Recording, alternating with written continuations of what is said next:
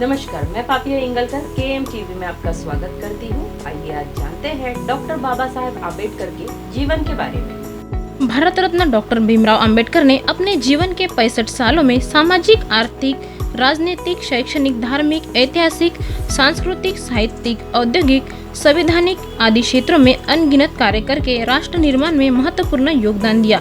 उन्होंने कई ऐसे काम किए जिन्हें हिंदुस्तान आज भी याद करता है। सामाजिक एवं धार्मिक योगदान, मानवाधिकार जैसे दलितों एवं दलित आदिवासियों के मंदिर प्रवेश, पानी पीने, छुआछूत, जाति पाति, उच्च नीच जैसी सामाजिक कुरीतियों को मिटाने के लिए कार्य किए। उन्होंने मनुस्मृति दहन 1927, महाड़ सत्याग्रह 1928, नासिक सत्याग्रह 1930, येवला की गर्जना 1935 जैसे आंदोलन चलाए। बेजुबान, शोषित और अशिक्षित लोगों को जागरूक करने के लिए साल 1927 से 1956 के दौरान मुख्य नायक बहिष्कृत भारत, समता, जनता और प्रभुत्व भारत नामक 5 साप्ताहिक और पाक्षिक पत्रिकाओं का संपादन किया।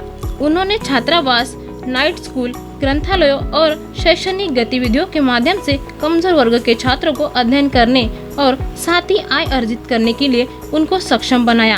सन 1945 में उन्होंने अपनी पीपुल्स एजुकेशन सोसाइटी के जरिए मुंबई में सिद्धार्थ महाविद्यालय तथा औरंगाबाद में मिलिंद महाविद्यालय की स्थापना की। हिंदू विधेयक संहिता के जरिए महिलाओं को तलाक, संपत्ति में उत्तराधिकार आदि का प्रावधान कर उसके कार्यान्वयन के लिए संघर्ष किया। आर्थिक, वित्तीय और प्रशासनीय योगदान, भारत में रिजर्व बैंक ऑफ इंडिया की स्थापना, डॉक्टर अंबेडकर की रचना, रुपए की समस्या, उसका उद्भव और प्रभाव और भारतीय चलन व बैंकिंग का इतिहास और हिल्टन यंग कमीशन के सक्षम उनकी साक्ष्य के आधार पर 1935 में हुई।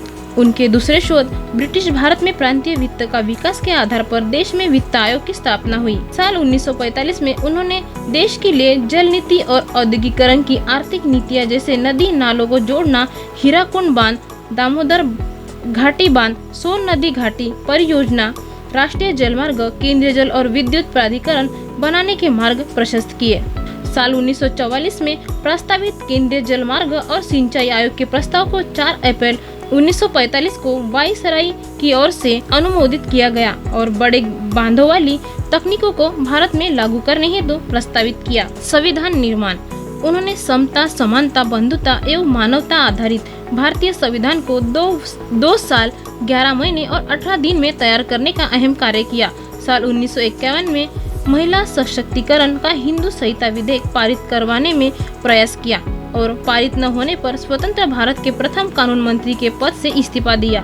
निर्वाचन आयोग, योजना आयोग, वित्त आयोग, महिला पुरुष के लिए समान नागरिक हिंदू संहिता, राज्य पुनर्गठन, राज्य के नीति निर्देशक तत्व, मौलिक अधिकार, मानवाधिकार, निर्वाचन आयुक्त और सामाजिक, आर्थिक, शैक्षणिक एवं विदेशी नीति बनाई।